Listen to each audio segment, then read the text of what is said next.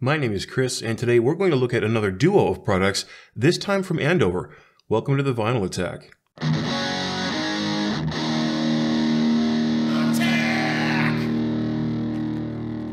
This video is sponsored by me. New t-shirts and stickers are here, and if you'd like to be the most stylish person at your record store or hi-fi shop, you can head to thevinylattack.com to pick them up. Most of my patrons at the appropriate level have already received theirs, so if you're in a position to help the channel grow, I would encourage you to check those options out, which puts you in the know before anyone else. There are tiers that start as little as $1. Now let's check out these products from Andover. If you've spent any time on social media lately, you may have come across some ads by a company calling themselves Andover. With the plethora of ads out there concerning the record collecting hobby, many of them being fly-by-night outfits just trying to part you from your hard-earned money with inferior products, you'd certainly be forgiven if you passed Andover by without really taking notice. I'd actually done this myself, so when someone named Rich reached out to me to talk about their lineup, I was embarrassingly unfamiliar with what they did. Thankfully, Rich, along with one of his teammates, James, were as professional as they were patient with my ignorance of their products and gave me a brief rundown of the company. Founded in 2011, Andover, named for the town in which they're based, was originally an engineering/OEM company that provided design and manufacturing services to recognized brands in automotive, telecommunications, and high-performance consumer audio. In 2019, at the Rocky Mountain Audio Show, Andover brought their own consumer brand to market with their flagship product aptly named the Model 1, a fully integrated turntable that included 6 powered speakers built right into the unit using their proprietary technology called IsoGroove to eliminate feedback. More on that later. Building upon the success of the Model 1 and its positive reception, Andover turned their attention to product growth by adding another umbrella to their stable, the Spin System.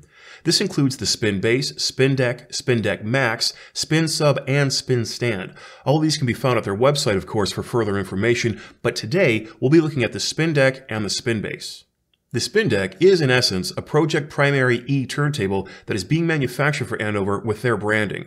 A belt-driven table that is capable of 33 and 45 speeds with a quick move of the belt from one pulley groove to the next, the Spin Deck aims to be a user-friendly solution that includes enough options to attract people who are looking to move up in the hi-fi world while still being affordable to those who are completely new to the hobby.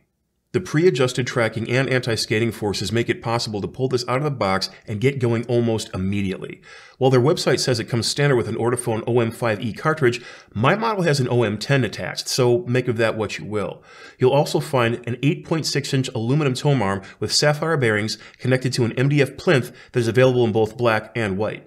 The platter, which is marketed as a low resonance platter, is also MDF and comes with a platter mat, but don't let that frighten you. MDF is a fairly consistent material that is indeed low resonance, so you won't have issues with platter balance affecting the speed stability, or at least I didn't. It also won't ring like a bell. Generally speaking, you'll find that the other reviews available about the OM10 cartridge will be applicable here when it comes to sound. It's a well-balanced cartridge that isn't going to light the world on fire, but will give you a capable sound from your turntable that almost everyone is sure to enjoy. The low end is clear, even if a touch unrefined, the mids have plenty of body, even if a bit cluttered, and the top end has a bright highs that you're looking for. Is this the answer to your audiophile dreams? No, but at this price point, you're not going to find that with any manufacturer. Is it a solid buy for people who want an easy-to-use turntable with a nice sound that can last for years to come? Yes, I would say it is. But of course, there are a few caveats that are worth mentioning.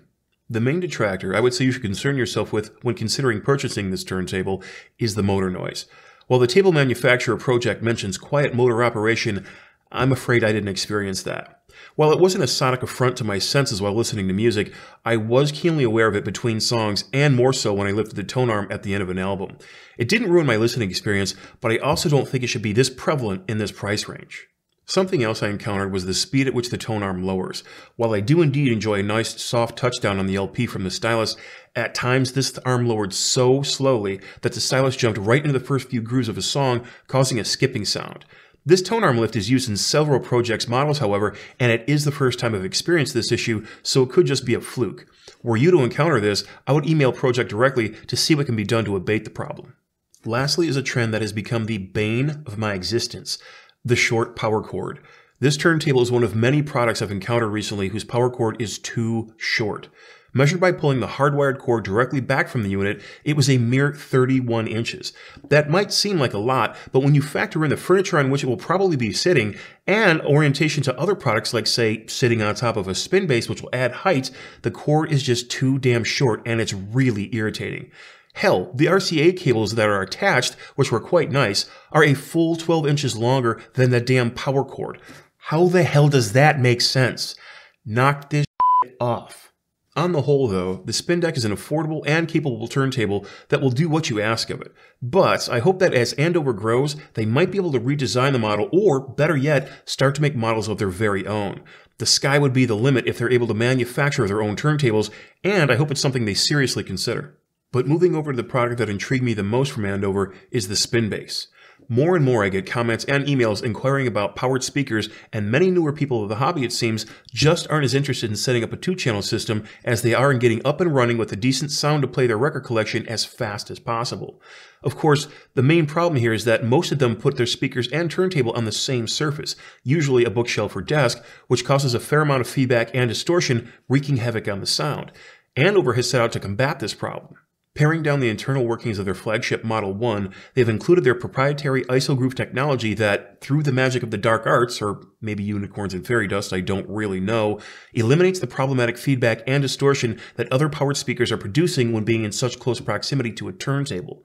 This, more than anything else, is what made me skeptical. The turntable is meant to sit right on the Spin Bass, and yet the claim here is that the vibrations will be isolated. Was this even possible? As it turns out, yes. Without so much as a glance at the instructions within, I took the Spin Bass out of the box, placed a turntable on top, hooked it up to the internal moving magnet phono preamp, and started cranking out tunes. I wanted to see just how quickly someone could get up and running, almost as much as I wanted to see if the anti-vibration claims were true. It's not often that I'm so quickly impressed by an affordable item making such bold claims, but I must say I was here. As much as I want to dive right into the sound characteristics, let's first take a look at what you get with the Spin Bass. At 18 inches wide, 3 1/4 tall, and 13.5 deep, it's large enough to accommodate almost any turntable you'd like to place upon it, but still small enough to fit in tighter areas and smaller rooms. It boasts a 270-degree sound dispersion that makes use of its 4 speakers, 2 smaller tweeters in the front and 1 oval-shaped speaker on either side. Its clean and simple design has only 1 knob on the front that powers the unit on and controls the volume. There is no digital display, there are no input selectors, there is no unsightly branding, just a large knob to get the job done. Around the back you'll find a connection for the power adapter, a ceramic cartridge selector, 2 inputs which I'll touch upon momentarily, bass and treble controls which I was surprised to see, and a headphone jack and a line out. A fair amount of options considering the main purpose of this is to be a turntable speaker. Thankfully, the power cord here is long enough to place the Spin Bass in a variety of locations. The ceramic cartridge selector was an interesting addition that is aimed at people who have a ceramic cartridge in their turntable, hence the labeling. You'll mostly find these in the suitcase type players, and if you have one of these, you'll want to use the line-in/ceramic cartridge input and flip the switch accordingly. For those of you with a moving magnet cartridge on your turntable, you'll clearly want to connect to that input. The ground terminal is shared with both. The line-in will also accept other components you might like to connect, provided you're using the proper cables and keeping the ceramic cartridge switch off. This also applies to turntables that have their own built-in preamp. You might want to see which sounds better, the table's built-in preamp or the internal preamp in the Spin Bass. It'll be an easy job to do a quick comparison. Not having a turntable in the house with a built-in phono preamp, I just stuck with the Spin Bass as it came, using its own preamp. While the Spin Bass does receive Bluetooth, it does not transmit it, so you'd need to buy a transmitter and plug it into the headphone output. Andover recommends doing a web search for AirPod Bluetooth transmitters and going from there.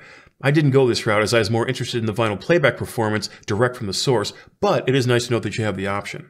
The bass and treble controls are quite effective, and I must say I'm happy to see them here.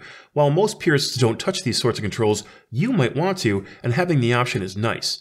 I myself added a touch of bass in some records and even found myself rolling it off on others. The controls work well, I didn't find them out of the way even though they were located in the back of the unit, and they add just the right amount of flavor. I also didn't connect headphones to this Spin Bass as I just don't have a real quality pair in the house. If the headphone jack works as well as the rest of the unit though, I wouldn't have any worries. Lastly, you can add a subwoofer to this speaker using the line out if you'd like to have as complete a sound as possible, and Andover does make them as well. But of course, more important than all of the connections and design aesthetic is how the unit sounds. Quite frankly, I wasn't prepared for the amount of sound that comes out of this relatively smaller speaker. The 270-degree sound dispersion is no joke, and the speakers on the side help to send that sound just about everywhere in your room. Everyone is always concerned with bass performance, so we'd be happy to know that this speaker has it in spades. I was very surprised at the amount of low end that was being produced, and that it wasn't a muddy, boomy mess. Kick drums had punch, bass guitars had texture, and I found myself smiling regularly while listening to this unit. From my relatively smaller office to my medium-sized living room, the spin bass was loud enough to satisfy both quiet and Motorhead-style listening. No small feat for a unit with speakers this small, but that didn't matter. The engineering that went into this unit was clear to hear from the moment you turn it on. Its ability to put out big, full, rich sound at this size is nothing short of outstanding. The IsoGroove technology, which keeps feedback from happening and mitigates vibrations from reaching your turntable, was downright impressive. I had to really crank the volume on this speaker, which goes quite loud, mind you, to feel any vibration of note on the plinth of any turntable I placed upon it. Even the top of the speaker itself is practically free from all vibration, and I found the performance of Andover's technology admirable. This speaker does just as it claims, and it sounds damn good doing it. So with all this good in the spin bass, did I find anything bad? Not really. The only thing I encounter that I would say is a negative is when the speaker is on and the music isn't playing, you'll get a bit of a hum. The louder the listening, the louder the hum. But it wasn't really that detracting, and you can't hear it at all when music is playing, even in quiet passages. Other than that, I wish there was more of a gap between the table upon which it sits and the bottom of the bass, making it easier to get your fingers under to move it about. But that's it. A very impressive lack of problems with this very affordable all-in-one speaker. So what is my overall impression? Is this the final word in sonic reproduction? No. The mids lack just a little in some frequencies, and the highs could be a touch more crisp, but at the risk of sounding like a heretic, let's put aside the audiophile analytical microscope for a minute and speak plainly about this speaker. It has something that I feel is often overlooked. It's fun. It's damn fun. I thoroughly enjoyed having this set up right next to my desk as I work on everything from this show to gaming. It's easy to use, sounds fantastic, and it's easy to reach right across and flip a record whenever I want. Do I need this? Of course not. I could stream every last song that came to my mind right through the computer to which it sits beside. But this is just more fun. Sure, there are times when I'm listening to music for a solemn reason. There are times when it's to vent some frustration. But when I want to sit down, tinker on my PC, and just play some records for the hell of it, this is an ideal setup for me. If you're looking for an all-in-one powered speaker solution around the $300 mark, I'd say that this is absolutely the product to beat. Thank you to all of my patrons on Patreon who helped make this video possible. Thanks to you for stopping by to watch, and I look forward to next time.